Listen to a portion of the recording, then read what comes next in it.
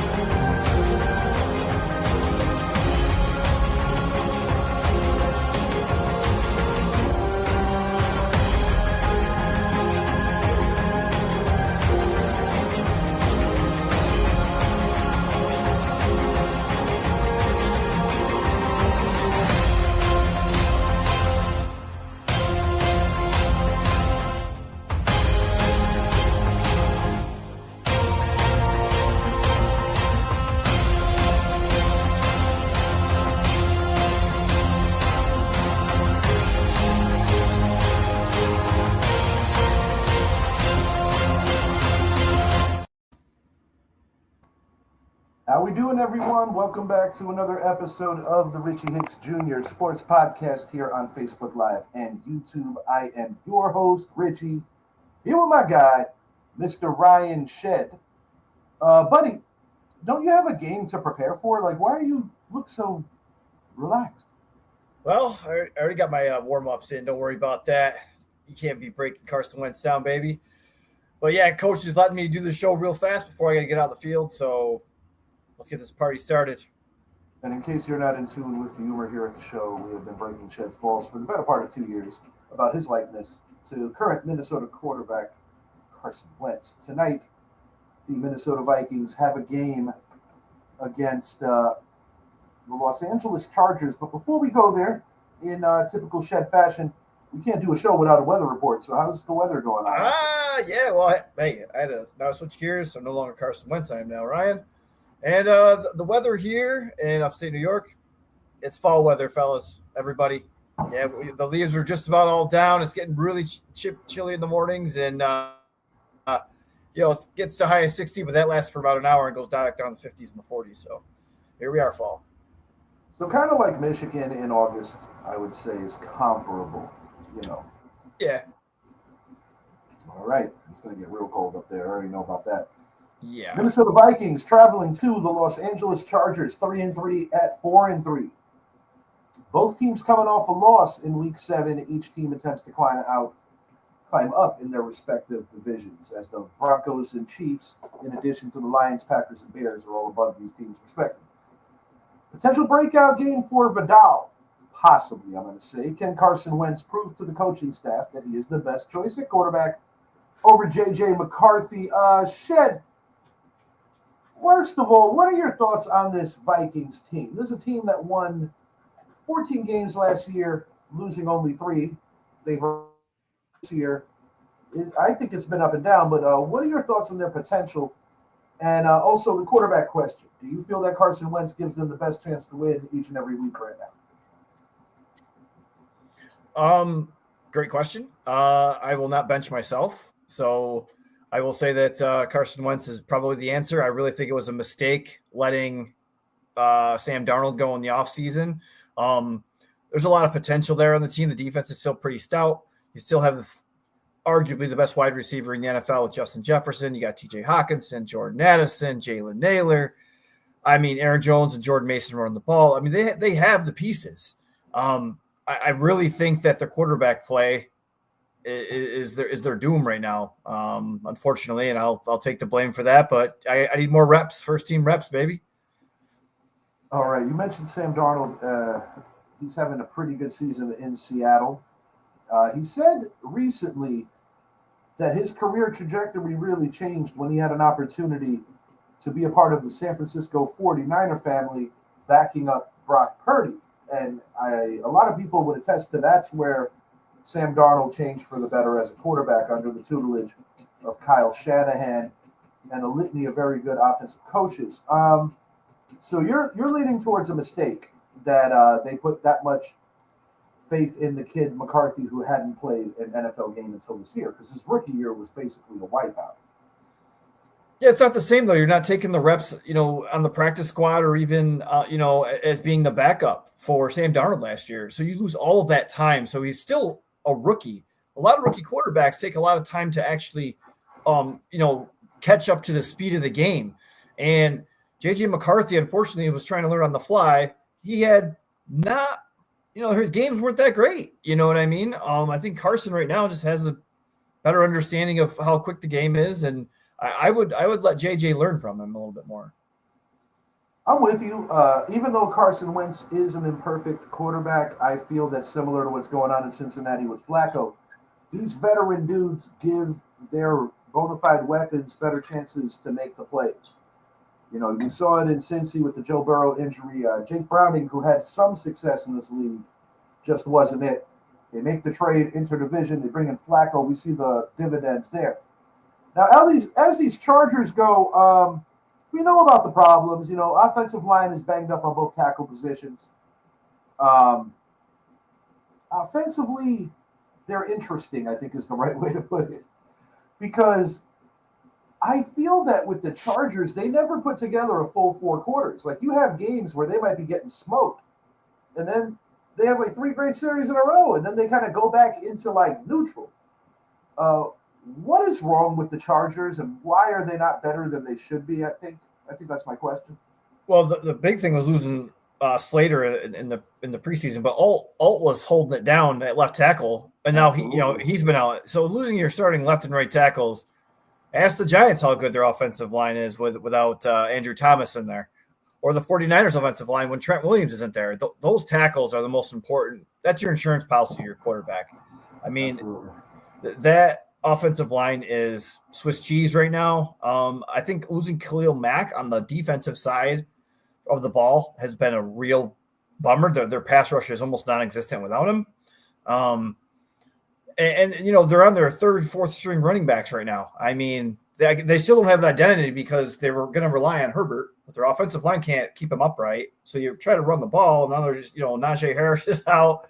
And I mean, he's out for the year. I mean, it's just crazy. Just crazy. Yeah, the injuries this year was destroyed by the turf monster there, because unfortunately, with a lot of this turf around the league, you're seeing these non-contact injuries, which is very, very disappointing. Yes, it is. Now, as Omarion Hampton goes, he's going to be on the shelf probably at least another 3 weeks, the UNC product. Yep. Showing moments of brilliance, but still, trying to get it. So you would say that it's kind of self-explanatory, injury-based. You and I have recently made a trade in Hops, Cheddar, and the Sun as the Fantasy Chronicles continue. Ryan Shedd receives a 3rd and a 1st from King Richard, in addition to Justin Herbert and David Montgomery. Ryan got hit with the injury bug early, so playoffs are kind of uphill for him this year. Myself, I'll be honest, I said this to Zappy the other day.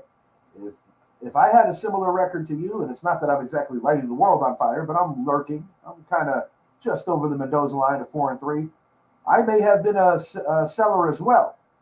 Now, I'm not sure if you saw that group thread that we were a part of, but I did. Let's just say that Zappy and I were a little entertained. I myself gave the commissioner my 2 cents in a private conversation. I did invite the commissioner here to the show tonight. As you can see, he's not here, but that's okay. All I'm going to say is it would be rather sweet if at the end of the year it was the Goodell to Brady handoff. I think you know where I'm going with this. Yep. I don't have a problem with guys having feelings, and we all have them. In the words of the great Rocky Balboa, we all got them. But this is the thing. If a less fortunate player in our league made that deal, I don't necessarily think that anybody would care. And I'm not trying to give myself to Barry Horowitz, but I'm a pretty good fantasy player. And when you say something like, well, the way guys draft that put together good teams, I'm like, John, I won 75% of the leagues I was in last year, and I only traded draft picks in one of those. I regress. As the game goes, my prediction, 27 Chargers, 23 Vikings. I announced it earlier on my day show. If you love Don Mattingly, Hot Rod, I'm talking to you, definitely check out the show. We had a good time on that. At least I did, because I was by myself, but it was a blast. I love talking baseball. I love talking Donnie baseball, and I'm happy for him. We're going to hit on the World Series before we get out of here on the tail end of this. But yeah, 27-23 in favor of the Chargers. The reason I like the Chargers here, I said it earlier today, I think Carson Wentz is more susceptible to throwing an interception or just being a little loose with the football, more so than Justin Herbert in this particular matchup. But either outcome wouldn't shock me because I have a high opinion of Brian Flores' defense and the job he's doing, in addition to, obviously, the offensive mastermind that is Kevin O'Connell. No, I'm going to take Minnesota. I like that defense more than I like the Chargers defense. I mean, I know Herbert's a better product than myself, but my offensive line's better. I have Jordan Mason running the ball. I like him more than Vidal. Give me the Minnesota Vikings 27. Give me the LA Chargers 22. I think one thing we can both agree on before we move it along, there is really no home field advantage in SoFi. I feel that the Rams fans have a little more of an impact than the Charger fans, but truth be told, I don't feel that either one of these organizations have that same kind of home advantage if you're going to Santa Clara, if you're going to Philly, if you're going to Dallas, if you're going to East Rutherford, Seattle, Green Bay, Kansas City, shit, even Cincinnati, even Cleveland. You know, I just don't think that this particular place has that kind of identity. Oh, I agree. Two teams, I think the Rams travel a little bit. Well, you go to a Niners-Rams game, there's more Niners fans in the stands than Rams. It's funny. No, you're 100% right, and we've seen it with the Cowboys, as the Cowboys have fans everywhere. We've seen it with Philly. It's legit, and it's a good point. So we disagree on the first game, which leads to, I like that, an interesting show moving forward.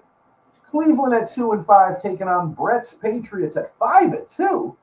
The Browns rookie running back Keyshawn Jukins will have his work cut out for him against a very physical Patriot defense. Can the Patriots avoid a letdown and keep first place in the AFC East? I'll start this one up. Mike Vrabel is really doing a wonderful job of reinstilling Patriots pride, the Patriot way, the way they did things during the Belichick and Brady era that produced championships. This team made a couple of unpopular moves roster-wise, moving on from certain players with big contracts. A couple of good drafts, good coaching. And this team was already showing signs under former Patriot great Gerard Mayo. I think Mayo was in the wrong place at the wrong time because Vrabel became available. I don't believe it's the kind of situation where Mayo was a poor coach. I think it's just that you got a guy with a fat resume versus a new guy. And I think Mayo, unfortunately, just wrong place, wrong time. As the quarterbacking goes, Drake May, every time I see this young man play, just continues to get better and better and better. Outside of Stephon Diggs, they don't necessarily have like that bona fide number two opposite. They got Brett's boy. Yeah, Brett's boy, Butte. Yeah, Butte. Yeah, that's Brett's boy. Yeah, Brett's boy definitely coming off a decent week. Two good running backs in Ramondre Stevenson as well as the rookie TreVeyon Henderson. And TreVeyon's going to take that job. It's basically in due time. If you revisit the time that Vrabel worked in Tennessee, Derrick Henry didn't immediately take over. It was a process. Why are they winning games? I'll tell you why. They play really stout defense. They run the ball well. They have a good grip of clock management. And they're not going to get outworked. And I think that's been a big part going back to their ascension as a dynasty. I like them here. Because right now the problem with Cleveland, while I think that they have the capability to be a great defense, opposite side of the ball, if you don't have competent quarterback play, it doesn't matter how good your running back is. Not in today's NFL. And, I think this is the kind of game where the Patriots could stack like 9 in the box and kind of dare Dylan Gabriel or anybody that would be back there to beat them. And quite frankly, I just don't think it could happen We saw the Patriots kind of sleepwalk through the first 15, 20 minutes of last week's game, and they still put up a 20-point victory. I think we're going to see something similar here. I think the Browns will put up a little more resistance, but give me the Patriots 30. Give me the Cleveland Browns. Give me the Cleveland Browns 13. No, they're really not doing better. It's not the same. Oof. So the best descriptive word I have for the New England Patriots is fundamentally sound. Like they are just they do everything right. They tackle well. They're playing small ball. They're winning the trenches. They're not getting penalized. Good quarterback play. They're balanced on offense. They run the ball. They pass the ball with May. They're just, again, fundamentally sound. They just do everything on all cylinders. Now, one particular spot isn't much better than the other, but they're all contributing and not making mistakes, and that's why they're winning football games. However, the running back room has fumbled a lot, so sorry about that, Brett. But as Cleveland goes, I mean, their defense is, up till last week, I think, had the least amount of yards given up per game. I mean, they're still pretty good. But their offense tires them out because they're 3 and outs all the time, right? So they're on the field too much. Just like you actually do like New England to win. However, the game's going to be a little bit closer than that. Give me New England 24, Cleveland 17. All right. We're both on the Patriots. Shed has it slightly closer than me. Buffalo Bills going to Carolina, Idris's backyard, to take on the Panthers at 4-3. Rico Dowdell. He should be able to test Buffalo's defense. I think over the last few years, Buffalo has shown some kinks in the armor on their defense. And now you have a Patriot team that actually jumped Buffalo by virtue of their head-to-head win. Buffalo was on a bye last week. They're nursing a 2-game losing streak. So New England's a half game ahead. New England is yet to enter the bye week. Carolina's Rico Dowdell, after the Cowboys moved on from him, he gets the opportunity with the Chuba Hubbard injury, and he's been balling out. Given, a security blanket of sorts to young Bryce Young. Now it's Andy Dalton in there, another Ginger legend. And quite frankly, I think the Panthers are ahead of where I expected. I knew they were going to compete, but 4 wins in 7 weeks, they're playing good football. They really are. And I don't think by any means this is going to be a cakewalk for the Bills. Last couple of weeks, what I saw from Buffalo was uninspired play, whether it was drop passes, whether it was just the defense's inability to get off the field on third downs. Buffalo has not been playing good this past month after the 4-0 start, and some would suspect that even their opponents, that Raven win, don't look that impressive anymore when you saw the shit show that they're having of the season. But having said all that, I just don't see Buffalo losing a third straight. I think Carolina's going to give them a good game, but give me the Bills by a score of 30-23. I think this game will be close. One score victory in favor of Buffalo, but once again, this is a game where I think Buffalo's defense is still going to show some warts, and I think ultimately that could be their water. Yeah, my bad. Let me welcome Idris Salam to the show. What's up? It's Idris Salam. Hey, what's up, y'all? Hey, check this out.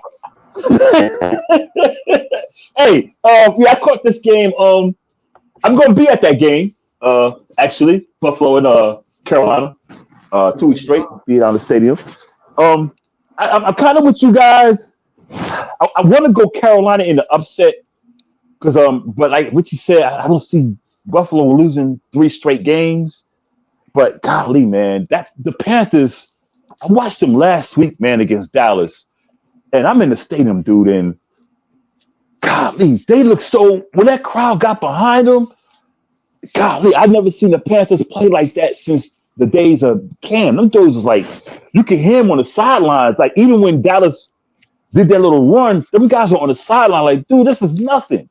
It's like they knew they had the game won, and they were – I'm going with the upset, man. I'm going with the upset. I'm going to go Carolina. I'm going to go Buffalo. I'm going to go Buffalo. I'm going to go Buffalo 27, Carolina 21. All right, so not too far off of my prediction. We both have one-score victories. Shed. I mean, yeah. 27-20. Yeah, my bad. Yeah, 21. So, Shed, do you see Buffalo losing a third straight, or do they get the ship right this week? No, I like a lot of the things you guys said. I mean, I would add the running back duo of Dowdle and Hubbard is going to be awesome. I think they want to instill that like a Bash and Dash or a Sonic and Knuckles. So I mean that can tire out that Bills defense, and it's not very stout anyway. Yeah. So I'd like it to be closer than actually. I mean, you guys had close games. I like 24-21. I could see that too. Yeah, I agree with you, Shed, on that defense. And I mean, how about Carolina, man? Hubbard and Dowdle. I mean, who expected them to be like thunder and lightning, man? But Dowdle, I mean, rushed for 1,000 yards last year. Dallas didn't even play. He wasn't even a starter. So, and he's home now. I mean, he went to school right down the road in South Carolina. So, yeah, he's home. And hey, hats off to him, man. Yeah, Carolina, regardless of how this game shakes up, they're a 500 team after 8 games. After 8 weeks, I should say. Or 8 games. Surprisingly so, yeah. Yeah, I mean, you forecasted that they were going to be catching some good traction in our South preview. I said that they were improving, but I don't think either one of us had them at 500. Oh, no. 2 games over if they win this juncture here. So, no. Carolina should be feeling good right now. Yes. You know what? I'm living in the Carolinas, and I've never really rooted for the Panthers, except if they played against a certain team. But I find this year, and kind of like towards the end of last year, I start pulling for them more. Like, let's go. And going to the game last week, me and my Giants jersey and how they embraced me. Like, yo, we know you with us. With us. I ain't even got to say nothing. Whenever you see a division rival scoping out a game, and, you're the home team, you're going to gravitate towards that person and be like, oh, they have a vested interest in us. Richie, when I say when they saw the Giants jersey, they knew I came to support them. This is great. Absolutely. Yeah, I was supporting Big Blue too. Hey. Yeah, we're gonna get to that. I got a lot to say about that. All right. Miami Dolphins, not a very long trip. In Atlanta, taking on the Falcons, the 1-6 Dolphins at the 3-3 Falcons. The Falcons are feeling good. Only a game out of the loss column to Tampa. As the Dolphins go, despite having a nightmare of a start to the season, reportedly they're not looking to can Mike McDaniel yet. They're not looking to move on from some of their talent. I know Jalen Waddle's been linked to quite a few teams, my team being one of them. Apparently, the Dolphins are looking to stay sturdy and not move on from some of these guys right now. So, what are the keys to victory for the Dolphins? For one, you got to be able to stop the running game. And after what I saw the Cleveland Browns do to the Dolphins one short week ago, and now you got Bijan, that's not going to happen. Michael Penix doesn't have to play out of his mind to win this game. I'll tell you what, though, I'm not pleased with anything that I'm seeing from Miami on any level. Like, they gave their coach some fight in that Carolina game. Down 17, comeback tie, and only to lose ultimately in the long run. I think we're looking at a potential blowout here. I like the Falcons a lot more than I like Miami, and I just don't see a Falcons team that's whipping on Buffalo losing to Miami. It was only a couple of weeks ago when they whipped on Buffalo. They're coming off a tough loss to the 49ers, a game that Shed and I actually both picked the Falcons to win. But Falcons get back in the win column this week. The Atlanta Falcons 34, Miami Dolphins 20. A 2-touchdown loss for the Dolphins. And I don't care what Stephen Ross and Co. over there say. Mike McDaniel's getting fired this year. It's just a matter of when, and it might be at the end of the season. But no. Miami. I'm with you, man. An utter trash can right now. They are. For some reason, I feel Miami's going to come up and play this game. I think they're going to go out and do. I just think they're going to come ready to play this time. But in some ways, I think the team just gave up, man. McDaniels pretty much sounding like, hey, it ain't on me, da-da-da. They need to be a combo. You got Tagovailoa, even though he did apologize, he basically called out a bunch of plays, which I really didn't have a problem with him doing that because, he was like, hey, look, we got some guys who's here that don't want to play football. I didn't have a problem with what he said. I really did. That's just the way I am. I didn't have a problem with him calling. Because look, if them guys are not getting it done, they're not getting it done. Michael Penix, he's not going to have much problem throwing the ball because that defense can't stop the run, for one thing. So if you can't stop the run, you're not going to get back there to the quarterback. You know what I mean? Because the quarterback's going to hand it off, play action, boom. Because that's what Michael Penix does. Play action, da-da-da. He's not going to do a lot of running. So Bijan, Algiers, left, right, up the middle, well, whatever you want to call it. Bijan's going to have a career day. Well, I'm not going to say career day, but he's going to go off. I'm going to go Atlanta 28, Miami 17. Mike McDaniel has 2 more weeks, even though they say I don't see the reason to fire him because the team sucks anyway. Let him play it out, but I think he'll be gone another couple of weeks. Yeah, it's amazing how quick things turn because he was the coach for a while. Chad, you're looking at a blowout? Any possibility for Miami upset here? I mean, I'll say this. I mean, Miami still seems to be playing hard for Mike McDaniel. I know there were some words that were said, but they're still fighting. But it isn't going to be enough fight, right? I mean, Atlanta's just got too many weapons, and they have a lot more going for them than Miami does right now. So give me Atlanta 31, Miami 14. Right, we're all on the Falcons. I'm going to move this along. New York Jets at 0-7, taking on the Cincinnati Bengals at 3-4. Joe Flacco has reinvigorated this Bengals offense. Most recently, big win against the Pittsburgh Steelers. As the Jets go, they're searching for any and all answers right now. Just bear with me, guys.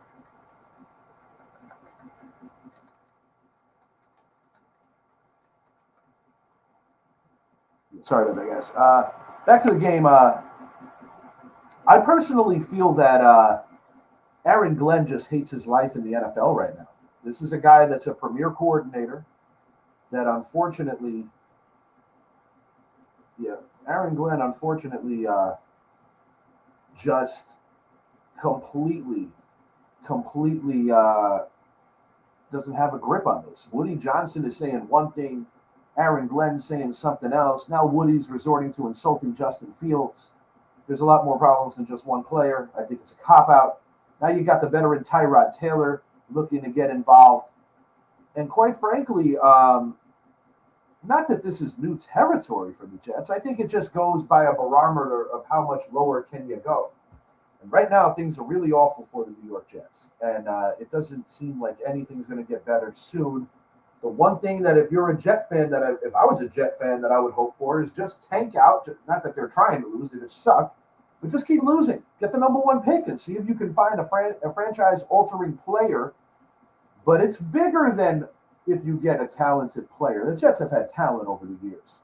This is a cultural thing coming all the way from upstairs and trickling on down. The Jets are a very bad organization. Yeah. Does anybody have it worse than Jets fans, guys? I mean, at least Browns fans that are old enough can be like, we remember Jim Brown. We might have not won a Super Bowl. We got NFL titles. But they've been in the playoffs recently even. You know what I mean? They won in Pittsburgh, something that nobody saw coming. So, guys, I feel for them. I mean, they're not going to win this game. I'm sorry. There's just too many weapons on the other side. But I don't even want to say they're like Breece Hall's not getting the ball much. Like, I don't understand that. I don't understand anything that they're doing on offense. Yeah, Garrett Wilson, I mean, he's been hurt. I guess you can give him that. But he was looking good the first couple of games. I mean, they do have some talent on that team. They just can't put it together. There's just too many holes to fill. This team a couple of years ago, when they traded for Aaron Rodgers, a lot of people had this team as a legitimate Super Bowl contender. Yep. He tears his Achilles 2 years ago on the opener, and it's just been down since then, and let's be real, going back to Zach Wilson, it was bad then too. This team has not been formidable of an opponent to anybody since the Rex Ryan era. And I love to say this as a Giants fan. The game that ended their little mini run of back-to-back title games and just being the team in New York, so to speak, or at least in East Rutherford, New Jersey, go no further than Christmas Eve, 2011. A wonderful outcome, a wonderful day where Victor Cruz and Eli Manning hooked up, tied the longest pass play in the history of the NFL. But you can't make it up. Cruz does the little cut right in front of Plaxico Burress, who took that extra $1 million to go put on that ugly uniform. Then you see Ahmad Bradshaw, for good measure, just run over their safety. Good night, Irene. I said Ahmad Bradshaw, not Brandon Jacobs. Ahmad Bradshaw doing his best Brandon Jacobs impersonation. Giants go on the Super Bowl run, and the Jets go to complete obscurity. As the game goes, give me the guys with the stripes, and give me them by a decent amount. Joe Flacco is also a former Jet. This might not have the same kind of like revenge deeds that the Rodgers and Steelers game does. But Joe Flacco definitely wants to perform good against the Jet team. If you want to track back Flacco's career, it's the last time he wasn't playing well. The Bengals, too much Chase, too much Higgins, too much Chase Brown. Too much everything. In general. And, the Jets could beat themselves just by being on offense. And the Bengals are far from a good defense, but you put the Jets on offense, just put them on offense, and you have a chance of winning. Yeah, I like the Bengals 27, Jets 13. That's almost identical to what I'm saying. As a matter of fact, it is. I'm going to go with the same score, 27. I'm going to go 27-13. Nice road number. The Jets accidentally score on defense. You don't think they're going to score on offense, do you? Mr. Idris Salam. Are the Jets going to win a game this year, or at least this week? I think Idris is muted. Yeah, he's muted. Yeah. Jets. Tyrod Taylor, Virginia boy.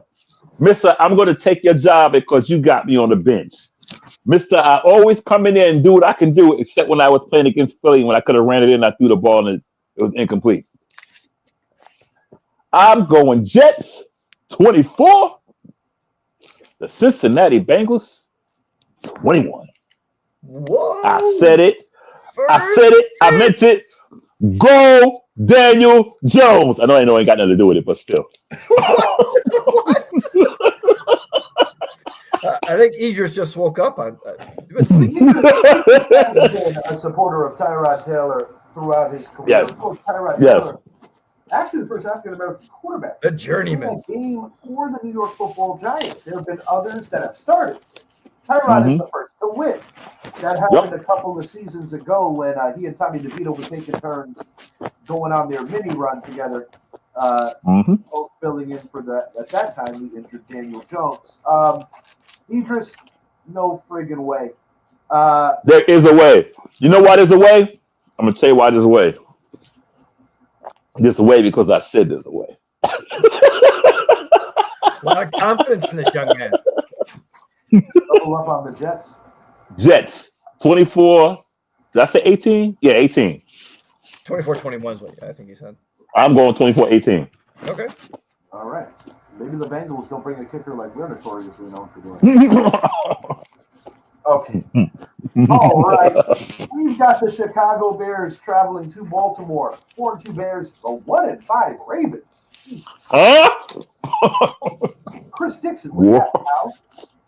Yeah. Bill Lamar did enough to right the ship for the desperate Ravens team. These Bears find themselves in unfamiliar territory in a long time. They are literally in the thick of it with the Lions and the Packers. The Vikings are also super competitive. The Vikings are actually in last place right now in this division at 500. We've all been super critical of Caleb Williams, but I will say this. He's played much, much better this particular season, and particularly in the last 3 to 4 weeks. The Ravens are a mess. Defensively, a bottom 5 team right now. Nothing at the quarterback position after Lamar Jackson was injured. And Cooper Rush, anybody behind that, nothing at all at the quarterback position. Idris, we're getting a lot of feedback from you, bro. Oh, my bad. I'm sitting there chewing in your ear. My bad. No, Sorry. you're good. You're good. You're good. Caleb Williams, to me, has taken necessary steps to just be better. This is not a guy that's even in the playing stratosphere going back last year to Jaden Daniels. Now you look at Jaden Daniels' injuries, which naturally slow down a player. Plus, there's a sophomore jinx in the NFL with a lot of guys that have good rookie years. It's been proven over time. You look at it, there's some value to it. But right now, Caleb Williams and Jaden Daniels, the gap is not as ridiculous as it was a year ago. I still think Jaden is the best quarterback in that draft. And I think Bo Nix is somewhere in between because Bo Nix, while the Broncos are winning, has been a lot of up and down in his own right. But as the game goes, this team is really desperate, this Ravens team. I feel that they're going to find a way to win, but it's going to be very close. Very close. I don't like the fact that the New Orleans Saints were hanging around as long as they were with the Bears a week ago. I don't think the Bears are as good as their record, but I do think they're trending upward. Ravens have been good for so long. Lamar's back. They're going to find a way in this one. The Ravens will find a way in this game, and I expect some points here too. Give me the Ravens 34. Give me the Chicago Bears 30. 34-30. This is going to be a high-scoring affair. Huh. Okay. I like the Bears to win the game, actually. I mean, I don't even know if Lamar's going to be 100%. In fact, I don't think he's going to be 100%. I think within reason he's feeling the urgency and really needs to get on the field, and I don't know if he's ready. Absolutely. That defense has never looked worse. And Chicago's on the up. Their defense is playing well, and I do like Caleb Williams. I like Swift has gotten it going the last couple of games. They still have DJ Moore. Odunze showing up. I don't know. I think they just got too much, and Baltimore just seems to be floundering. So give me Chicago 27. Give me Baltimore 21. All right. I'm going to pass it back to Idris.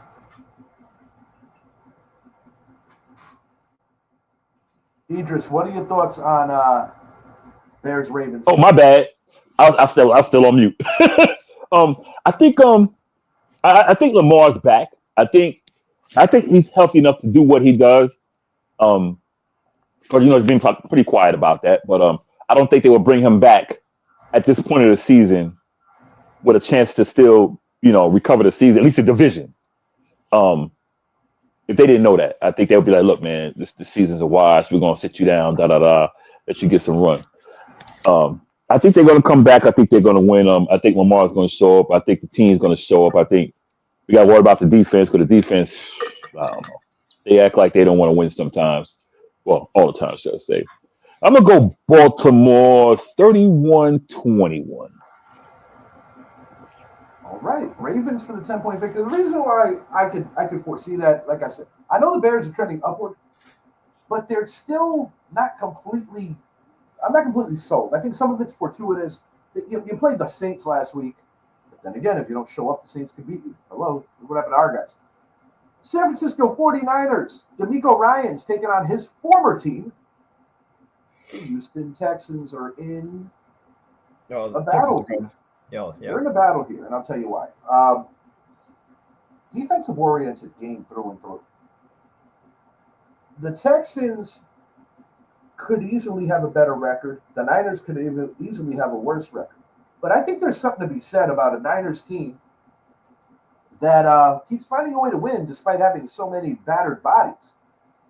Shed, honestly, did you have them 5-2? No, absolutely not.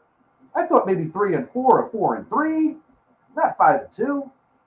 No, and pretty much when you saw Bosa, you were going to have Ayuk. You lost Kittle, for the IR. Purdy's been out. Fred Warner.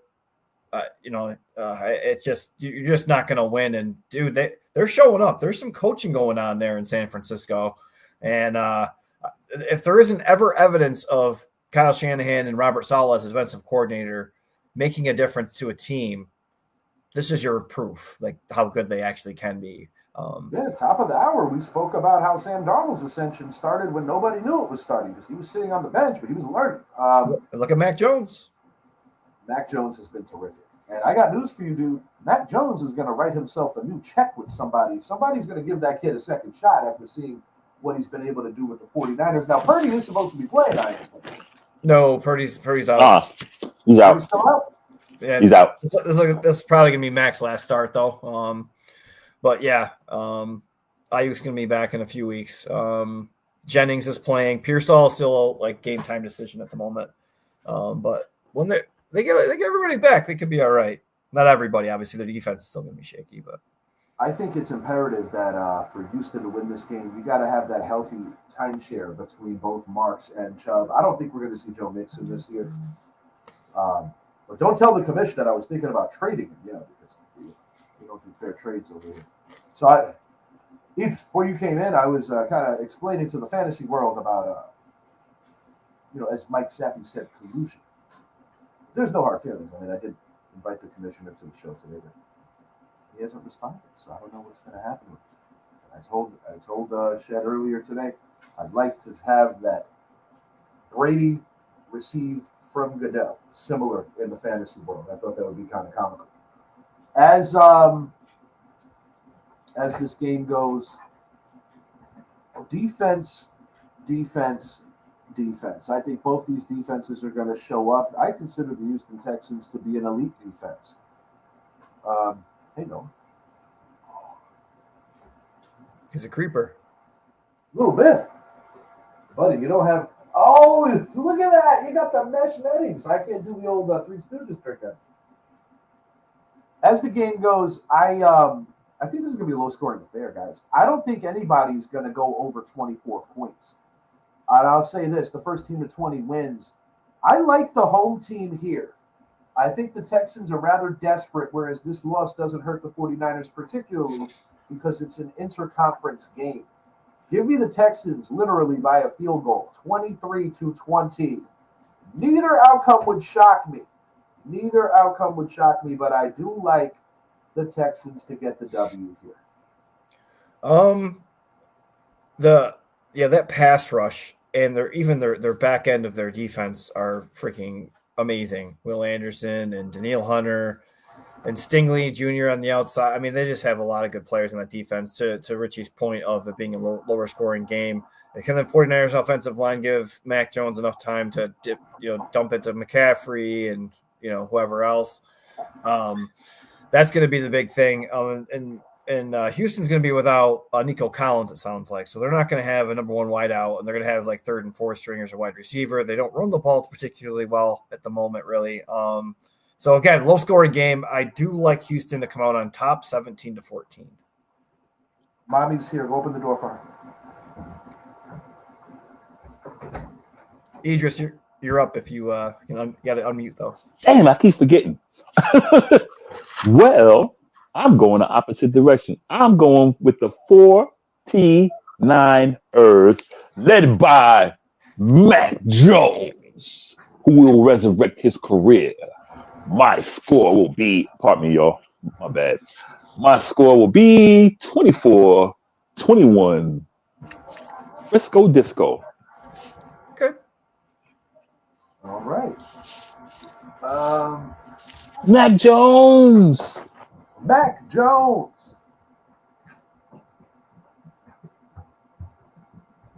Indianapolis hosting Tennessee. Two completely different directions these guys are going. There are not too many people outside of Idris Salam that had the Daniel Jones Resurrection Tour coming. I did say that he was a candidate for Comeback Player of the Year. However, I loosely felt that was a bit of a reach. Idris was on it from day one, so I got to give Idris props for that. As Cam Ward goes, I'm seeing improvement from the number one overall pick, but he has had it rough this year, taking on a lot of physical defenses. There's not a lot of talent around him over there. A rookie quarterback like that probably wishes they still had Derrick Henry. On the other side of the ball, they're just not a good football team on any metric. And you see what Mike Vrabel's doing, they let him go. Shane Steichen has basically unlocked Daniel Jones and made him not just a competent quarterback, but a pretty good one. The Daniel Jones deep ball is there. Daniel Jones is healthy. He's running the football without fear.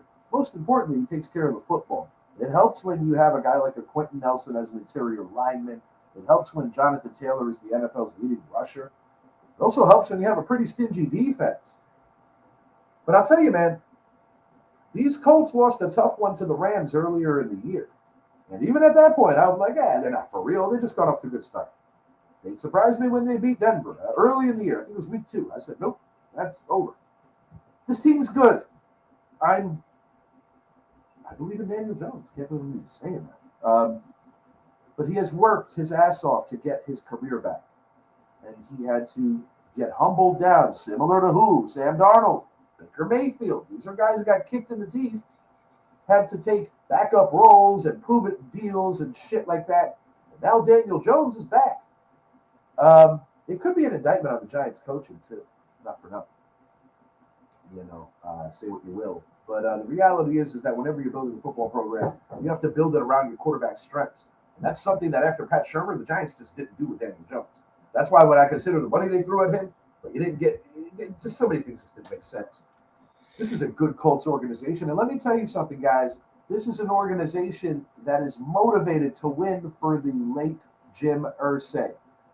They are a motivated team playing for their owner who sadly passed away before the year started.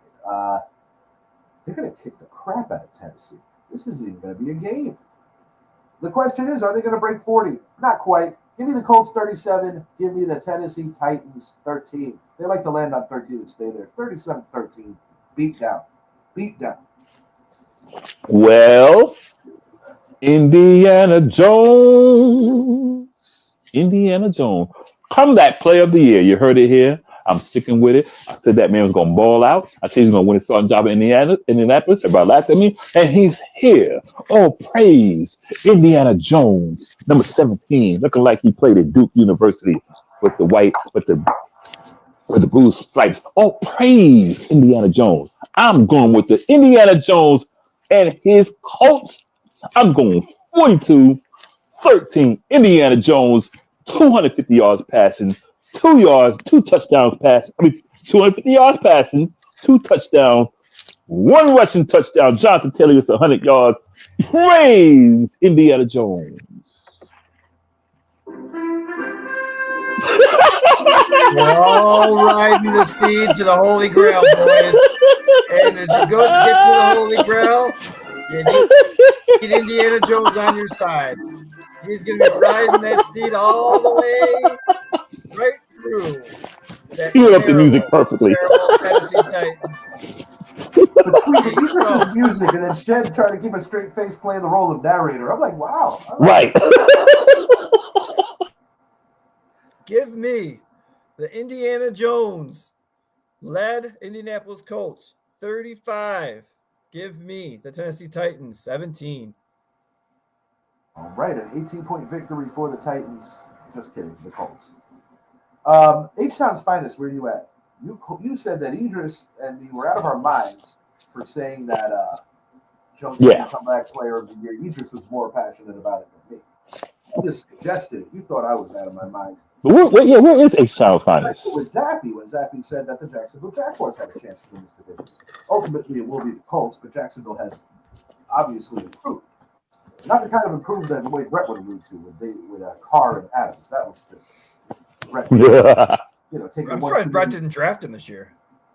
Taking one too many sips of the Woodford. All right. All right, Idris, it's that time. New York Giants at 2-5. Down the turnpike to the 5-2 Philadelphia Eagles. The Eagles avoided a 3-game slide last week at Minnesota as quarterback Jalen Hurts had his first 300-yard passing game since week 3 of last season.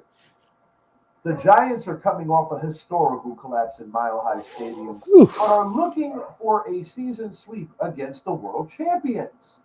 Can the New York Football Giants pull this off when this as a team that for the better part of a decade, actually stretch it closer to like 13 years, has really just abused the Giants, both in Jersey and in Philly? The narrative changed 2 weeks ago when young Jackson Dart and young Cam Scatabo took over Thursday Night Football. You're seeing chest bumps with Ryan Fitzpatrick. You're seeing backflips. You see Saquon Barkley getting held and having somebody pissing his little weenies there as they want to roll out the victim, the victim based. They didn't want to pay me. Wow. They didn't want to pay me. Wow. They didn't want to pay you, bro, because you're always friggin' injured. And what have you given the Philadelphia Eagles? The same thing you gave us. One phenomenal year and a lot of other years of, he could have done better. Saquon's Exactly. a phenomenal talent. I'm happy for him that he got paid. But your people thought that it was just going to be some little cakewalk. Come into Jersey, kick us in the groin, and go air it out. You don't build teams around running backs. I don't give a shit what year it is. Saquon, what you did was phenomenal last year. But don't tell me that Miles Sanders is going to run behind that line. Right. Don't tell me that Josh Jacobs can't run behind that line. Don't tell me that Derrick Henry can't run behind that line. Yes, Saquon is the best player on that team last year. But my God, you talk about something that I was going to regurgitate if we would have lost, or something that I wasn't even going to watch. But when you beat them the way that we beat them 2 weeks ago, with a rookie quarterback. Tell me you're not bitter. A rookie running back. Tell me you're not bitter. Oh boy. You know, there's a gentleman that was on a show that looked a little perturbed on the sideline too. You know him a little better than I do. Yeah. Pissed. Yeah. Yeah. Pissed. The on pistivity. Yeah. My question to you, Idris: can the Giants do it? Chime in. Can the Giants do it? And then I'm going to tell you why they will. It's not that we can do it; we will do it. We can do it. You know why we can do it? 2 weeks ago, or is this going to be a lot more competitive? I think it'll be a little bit more competitive. But I think we can do it because we saw. Okay, they was missing your boy in the middle. Okay, but we did that. We beat the now what's the man? Mr. Spitman. Yeah, Jalen Carter. Yeah. But see, we beat them on the edges. And Jackson Dart. I mean, dude, we got our quarterback. Yes, we do. And I'm glad that they fixed the defense to the offense he ran at Ole Miss. Because now he looks like, I got this. If our defense doesn't have a letdown and plays for 4 quarters instead of 3.5 quarters, we win this game. Because we can move the ball. We've seen in every game we had. Some games we didn't score a lot of points. Some games we did. But we saw in every game that we can move the ball. Especially through the air. We can move the ball. We can't play conservative. It's Philly. We can't play conservative. We gotta attack these guys. I'm gonna go Giants. Yeah. What's up? Bottle up Saquon, force Hurts to win to throw the ball. We're gonna win this football game. We're gonna win it. I'm going against Minnesota. Dude, I'm going Giants 27-21, man. I don't share your guys' sentiments. I do think Philly's still a better team. Yeah, they're home this time. They already know they got their butts kicked the last 2 weeks ago when you guys played. I'll be honest, AJ Brown may not play. That's going to be in your favor right there because don't you have a backup or banged up secondary with Adebo and Adebo and Holland are both hurt. And Jalen Holland, he's out too. So I mean, that's rough for. I mean, Devontae Smith tore it up last week. He's just gonna tear and burn this week too. And they still have Dallas Goedert, biggest red zone freaking tight end in freaking fantasy for crying out loud. Mm-hmm. Boomer bust, 2 catches, 2 touchdowns.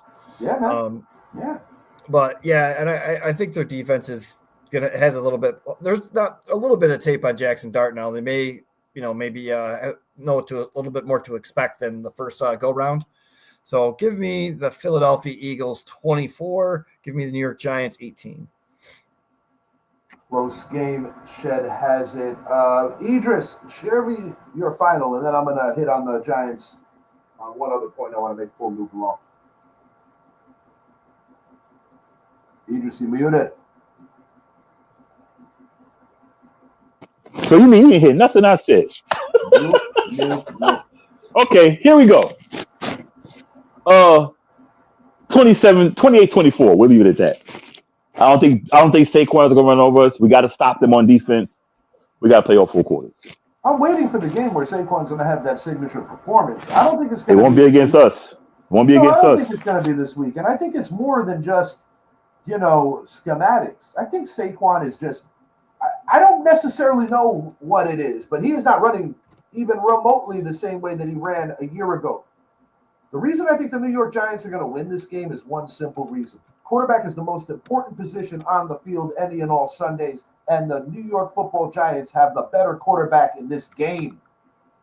Who do I trust to make the throws? Jackson Dart or Jalen Hurts? Okay, Jalen, you had a good game last week, but I think consistently Jackson Dart. And Jackson Dart's only 4 games into his very young career.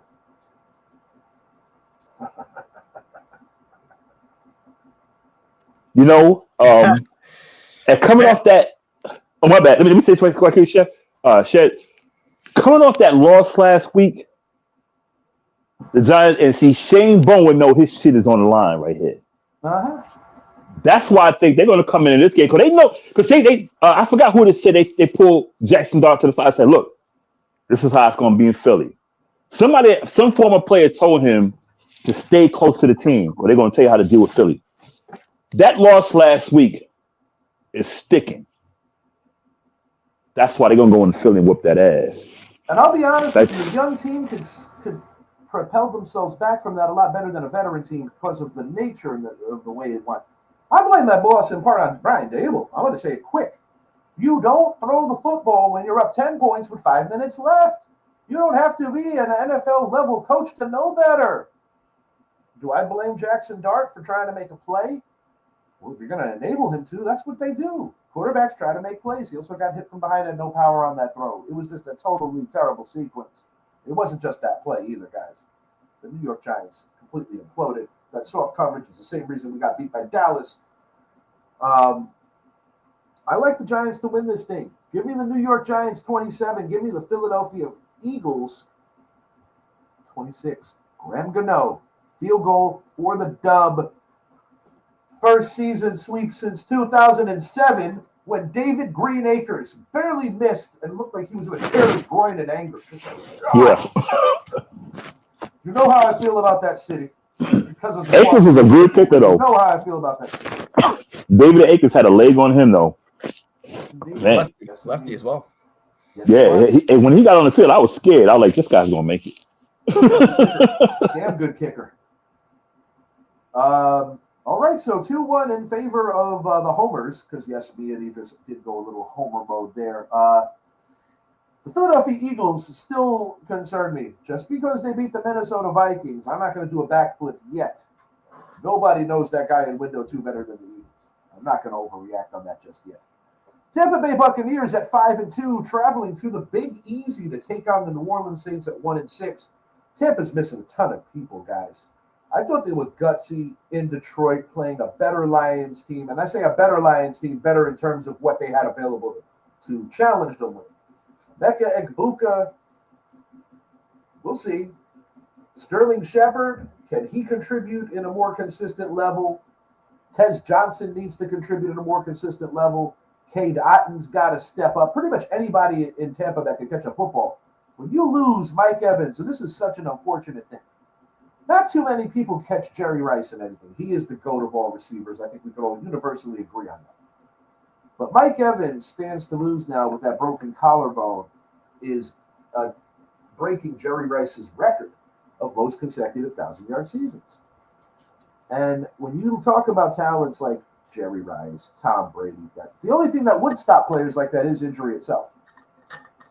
Tom Brady with the 3,000 yards or better X amount of seasons in a row, that was busted up when he tore his knee. Second or third series of what year was that? 08. After the loss of the Giants' previous year against the Kansas City Chiefs. Still went 11-5. Yeah, 11-5 and didn't make it. That's super rare. Tampa's got a lot of uphill right now. These teams are very familiar with one another. These teams don't like each other. Just because the Saints are on harder times right now, do not think for a second that the Saints are not going to take their best shot with a wounded Tampa team.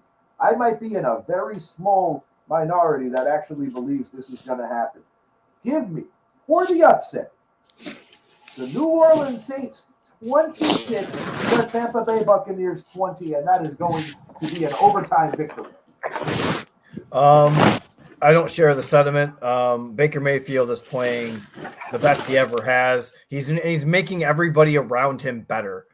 He is not. I mean, some of these receivers he's throwing the ball to, who? You know, Yeah. and they still have Rashad White running the ball. Bucky Irving's still banged up, and Rashad White was a starter for the last 2 years, so he's no slouch. Right.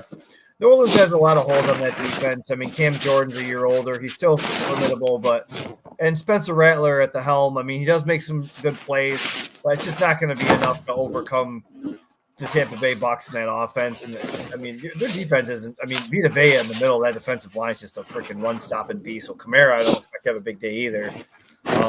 So give me the Tampa Bay Bucs 27. Give me the New Orleans Saints 14. Shit, I respect that, but let me tell you, I just saw your private chat here that you're kind of overcoming a cold, bro. When I was fighting COVID, Woo! it's kind of funny now.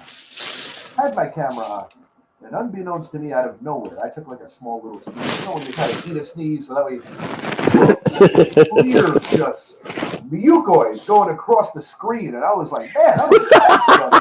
That looked like something out of Total Recall. Woo! And I had that bad COVID, bro. Like that first time. Yeah, that's when I got mine. Yeah, that early COVID, that first thing. That was the worst one, man. That was rough. Yeah. Yeah. With me, okay. No. I just noticed that Shed mentioned he was getting over a head cold. I was like, I got one for you. Yeah, I'm with Shed on this, man. And I gotta give shouts out to Baker Mayfield. Dude's grown, man. He's grown big time. And like I say, he's throwing to who? You know, who's he throwing to? He's getting it done. And I think Spencer Rattler's getting better. I think they drafted Tyler Show thinking he was going to be the man, but it looks like Spencer Rattler's going to be the starting quarterback in New Orleans. He's getting better and better. I mean, and what do you got to lose? I think they got him in the 3rd or 4th round. You know, he wasn't that high draft pick, or maybe the 5th round. I can't remember. So it's not like they're wasting a draft pick on either quarterback, you know, because they were all both low draft picks. So New Orleans is playing with house money when it comes to that. But I just don't think Alvin Kamara, I don't see him doing much. I'm going to go 28-16 Tampa Bay.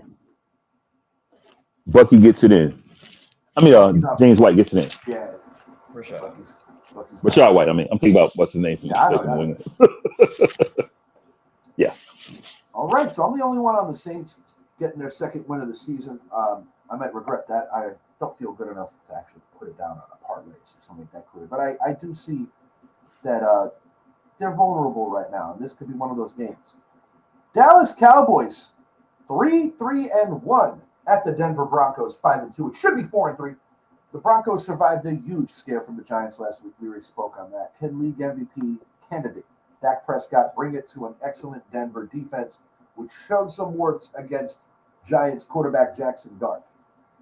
I'm going to say Dak can, for the sheer fact that the Giants don't have a CeeDee Lamb right now, or a guy capable like that. The Giants don't have a George Pickens right now. Another thing to keep note of, Javonte Williams has been running angry this year for the Cowboys.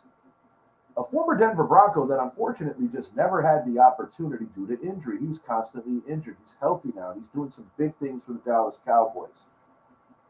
I think this has the potential to be a high-scoring affair, not because Denver doesn't play defense, because the Cowboys' offense is really that good when they're clicking. And after seeing what the Giants were able to do to these Broncos on that side of the ball, I think the Cowboys have a decent shot at success. The thing that worries me about this game for the Dallas Cowboys is, can they stop anybody?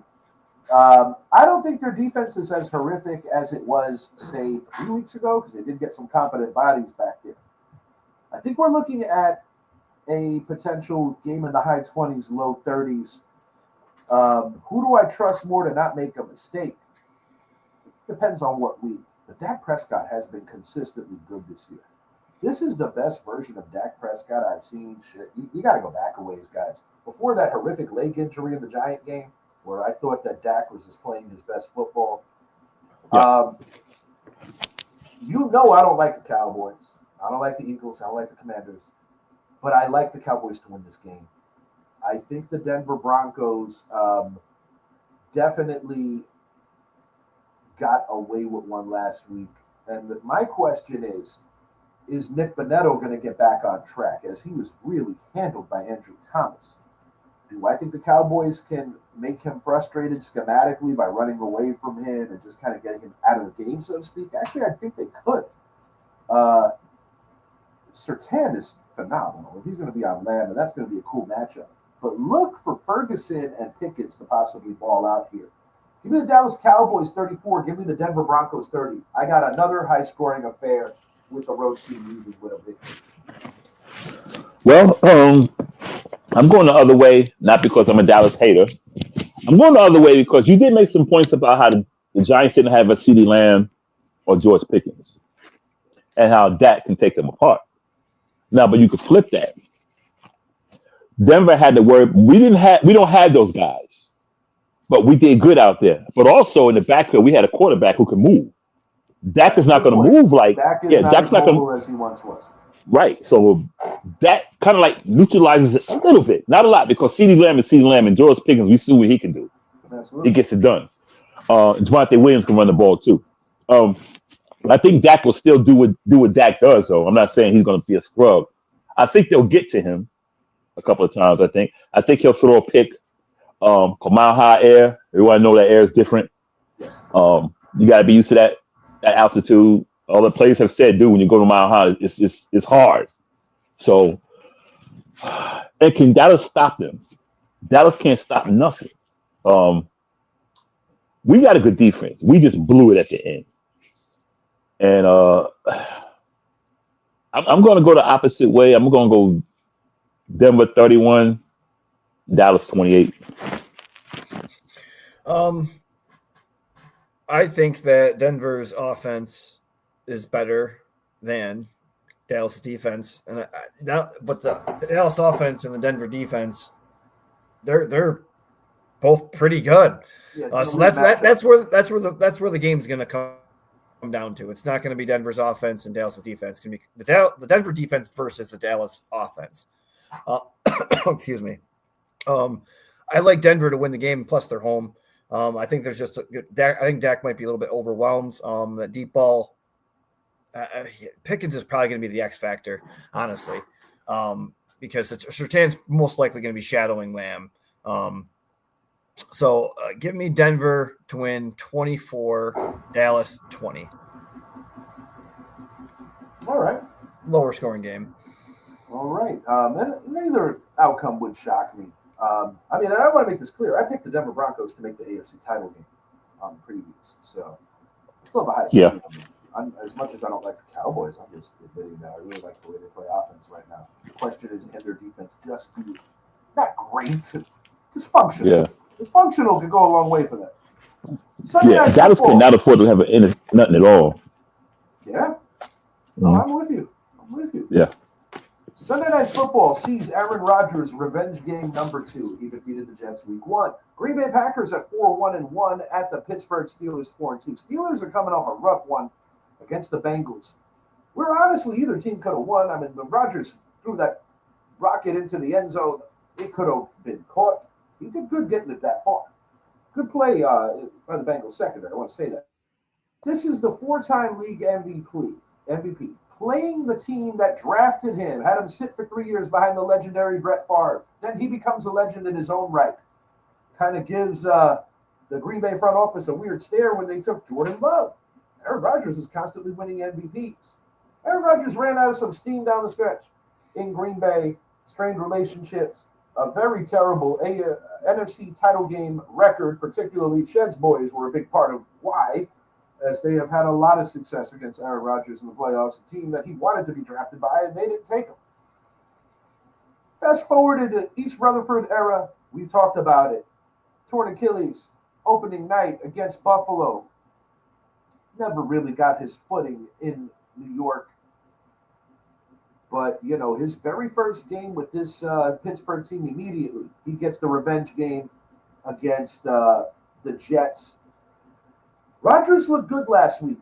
The thing with this Pittsburgh offense that I like is that Aaron Rodgers has done a very good job of using the tight ends. Jalen Warren is gradually getting to a point where people are forgetting about Najee Harris.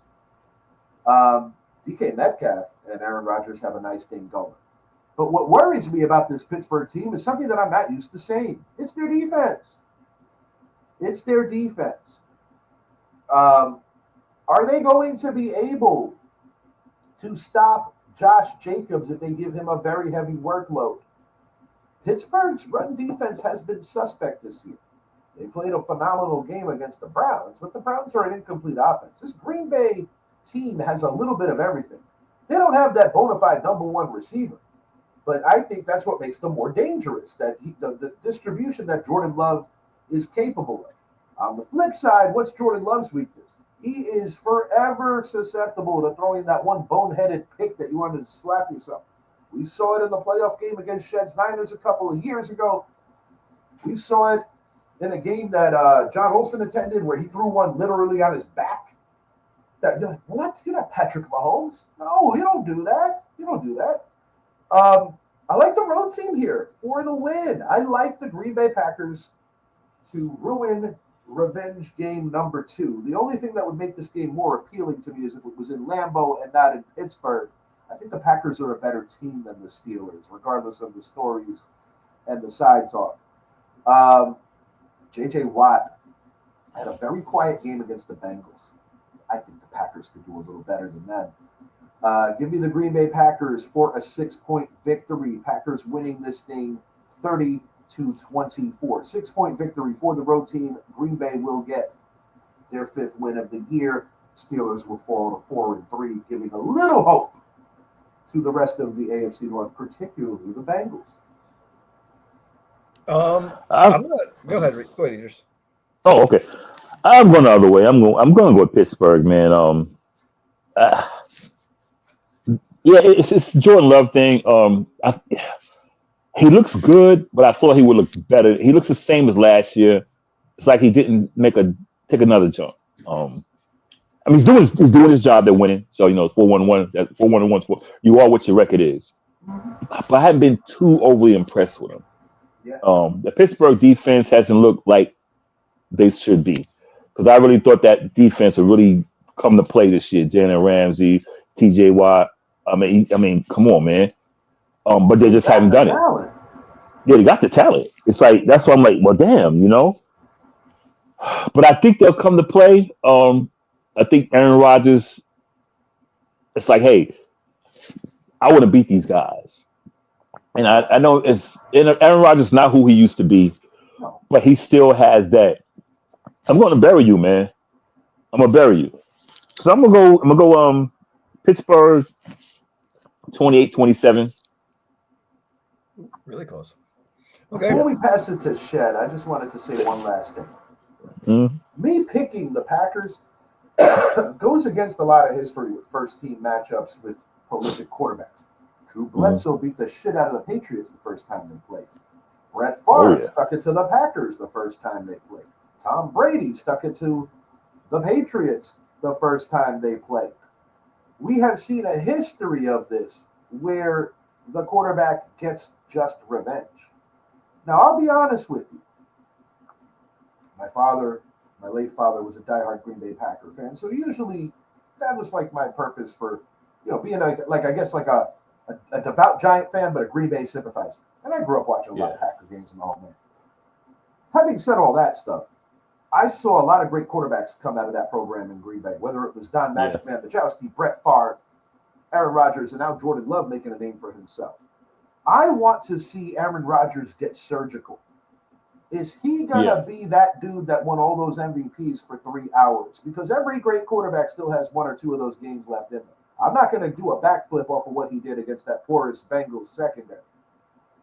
But if I see him do that against Green Bay, that's telling me something a little more, because while the Packers might still have some issues, I know how talented they are. Micah Parsons and Xavier McKinney on that team, just to name a few. But I like the Packers here.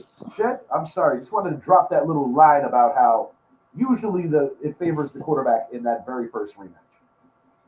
Yeah, I'm with Idris. I like Pittsburgh to win the game as well.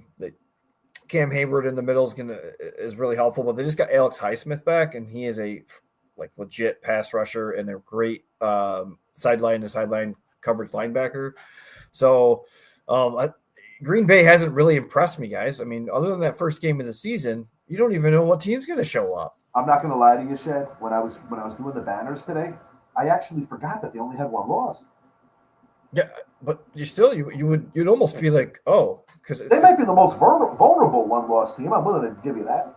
Yeah, I mean, again, Pittsburgh's home, and Aaron Rodgers said that this isn't a revenge game, but it really is deep down inside. It is. He wants to beat them, and he's going to. Oh yeah, he does. Oh yeah. Give me a lower scoring game though. Give me Pittsburgh 21. Give me the Green Bay Packers 20. Wanted to say one last thing about the whole quarterback playing his former team thing. The most masterful one I've ever seen. We've seen some good ones over the years. When Peyton played the Colts, that was good too. But I don't think anything will ever top Joe Montana beating Steve Young in Frisco. Yeah. With the Kansas City Chiefs. That was iconic, dude. Yeah. The man who replaced him. Yeah. That was as weird as it sounds. I was rooting for Joe Montana in the game anyway.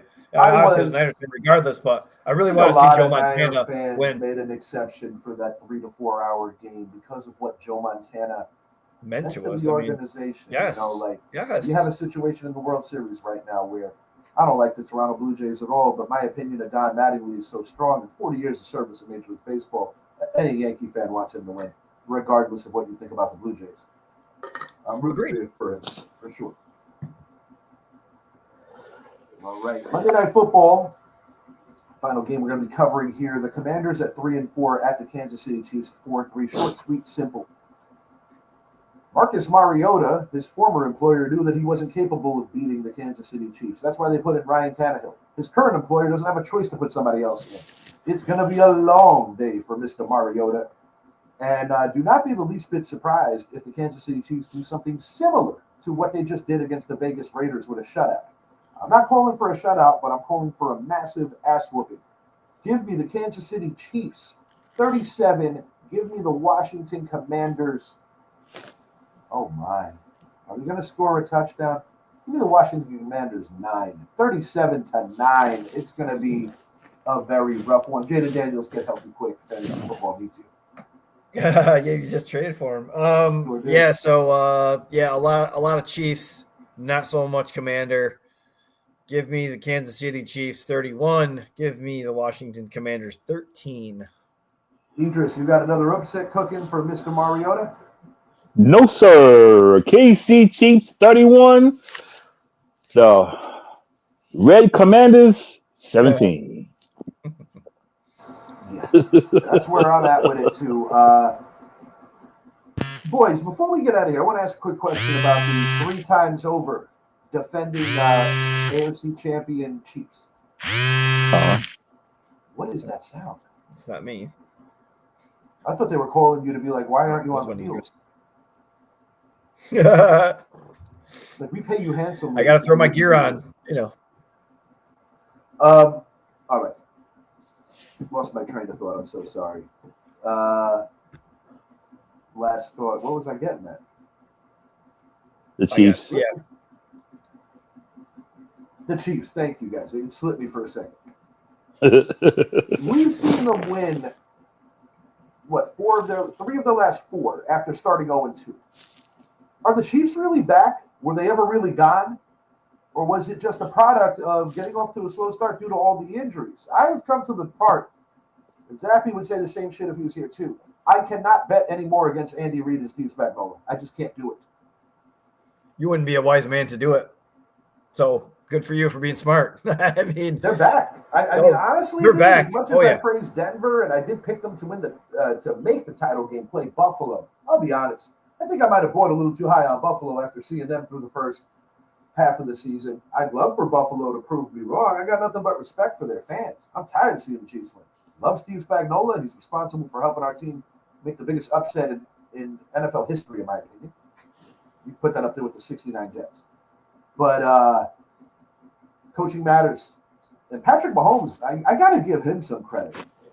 he is playing at an MVP caliber level right now. And Travis Kelce looks like he's starting to get a little pep back in his step, too. So watch out, NFL. The Chiefs are not gone yet. And that's what I got here. We know that the Indianapolis Colts are like the Cinderella story this year. And we know that everybody loves a good comeback story for old guys. You know, Joe Flacco coming in and, you know, giving the Bengals some hope again. Joe Ohio 2.0. Burrow will be back eventually, if it makes sense. You know, the Ravens are the biggest disappointment of the season. I think we could all agree on that. Yeah. And, I think the biggest shocker is Saquon Barkley not rushing for 100 yards in a game yet. Hopefully I didn't jinx that, so let's knock on wood twice. Yeah, I'm a little tired of KC myself, but you can't bet against Patrick Mahomes, man. Nah, dude. You just can't do it, man. I was right about one thing. I said it often in the offseason on various shows leading up to this season. I didn't forecast Jaden Daniels getting hurt, but I did forecast the Washington Commanders taking a significant step backwards because of how quick their ascension was and how fortuitous their ascension was. I'm not taking nothing away from what they accomplished last year. Detroit was missing a ton of guys, not to mention that the Commanders had a very favorable schedule last year, where this year the NFC East drew the toughest crowd, so to speak. But that's all I got for tonight. Any final words, wisdom, anything you guys want to say on the way up? Yeah, if you're an NBA coach, don't bet on games. That's Words of the wise. That is exactly what's going on with Mr. Big Shot. Man. New York You know what? Knicks, I do want to. You finish this point, Idris. I'll go for a second. Yeah, the thing, and I was telling somebody about this. I said, it's kind of a real dangerous situation because Rich, you grew up in New York like I did. Well, you know too, Shed. The mafia, if they even think you're snitching, they're gonna get rid of you. And they're talking about how this might have some mafia ties. This is not good. This is not good, man. The NBA does not want. But guess what team is also involved in it? Guess what team is involved? Miami Heat. The Lakers. Oh, because of LeBron. I don't know, but they got the Lakers in that thing, saying they were involved in it. That's crazy, man. This is going to be very interesting. I know one guy who would be very disgusted, the late great Kobe Bryant. Mm-hmm. Oh yeah, you know that. And Magic Johnson's probably vomiting over this too. Yeah. I don't think anybody loved the Lakers more than Magic Johnson. Oh my God, he is Mr. Laker. Yeah, for sure. And you know what? The humble nature of him, he says Kobe was the greatest Laker. I respectfully think it's Magic, but either choice is good. Yeah. And the thing about it is, and I know we got to go. The thing about it is, I don't want to bash LeBron, but none of this drama came until he got there. Yeah. None of it happened. Like they had like the Forum Club, where many weak legs of visiting players. Yeah, but this stuff like this, this is Kobe had his thing, with his cheating thing, but since LeBron's gotten it, it's been one thing after another. It was the thing with China. It's one thing after another with him. Even like the whole thing. Listen, I got no bad for the kid, Bronny. I want to make that clear. Right. But it turned off so many people because you could go back to the Jordan boys. You go back to Patrick Ewing's kid. Other kids of other players. Scottie Pippen's kid made the league. Very quietly did Scottie Pippen's kid make the league.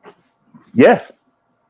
And I'm sorry. They put this kid on full display because of who his father is. Now, do I think Bronny has worked his ass off and is earning his keep? Yes, I do. He's trying hard. I give it. Yeah, Bronny. And I like Bronny. I want him to succeed because through all of this, he's not doing any trash talking. I have no bad for that kid.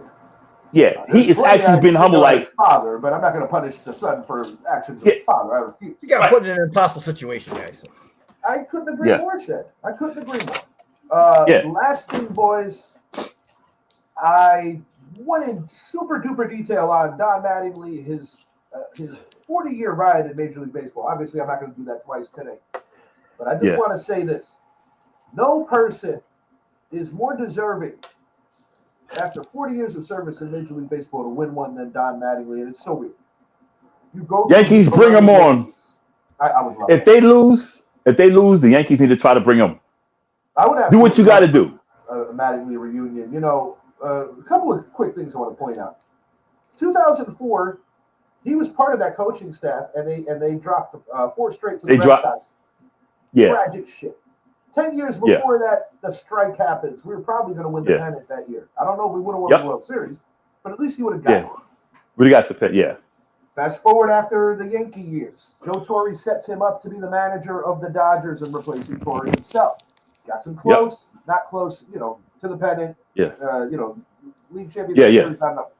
Wins manager of the year with the Marlins. Takes a step back. He and Derek Jeter both had enough of the Marlins. They were fed up with the lack of commitment to winning. Yep. And now, time to come home, man. Ironic how not only does he beat Seattle, the team that prevented him from doing anything more in '95, he beat Seattle. Clinches it in Toronto, just like he clinched his playoff berth in Toronto in the '95 season. Mm-hmm. It's like all the arrows are pointing in that this could be something special. Everything's aligning. He gets the Dodgers. And if you're looking for a Marlin reference, when the Blue Jays won, you got that weird Marlin fan that always sits in the box seats behind the Dutch. Who the hell is this guy? I don't know, man. But Donnie, I just want to say, I'm a devout Yankee fan, and I speak for so many of us that grew up watching you. You have people older than us that might claim Thurman Munson or Reginald Martinez Jackson. The point of the matter is, you exemplified what being a real Yankee is. You exemplified what being a role model is. And you were always just a phenomenal credit to the game. And the fact that he walked away where he could have got a cheap rate, but he didn't want to get it in a cheap way, I think speaks more on his character than anything that he could have done as a part-timer with those Dynasty Yankees. We love you, Don Mattingly. Come home, man. We need you. Best of luck in the World Series to competitors, but I really would love Win it, come to the Bronx. Win it and come to the Bronx. Evansville, lose it and come to the Bronx. And the Yankees have a history of great relationships with country boys. You look at Mickey Mantle. Yeah. Mickey Mantle. New York City, Jameis Winston. That's a country boy. Jameis is going to be. He's following Eli. Until next time, he is Idris. He is Shed. I am Richie. I'm going to go get in my living room, watch a little football. Shed, feel better. Thank you for being a part of the show tonight. Oh, yeah. No worries. You guys had a blast as always. Wish me luck, boys. Yep. Yeah, praise Indiana Jones. Yes, sir. Get a little Vicks. Praise Indiana Jones. Yeah. Indiana Jones, namaste. Idris, hit it one more time, just for the sake of it. Indiana Jones, namaste. Have a good night.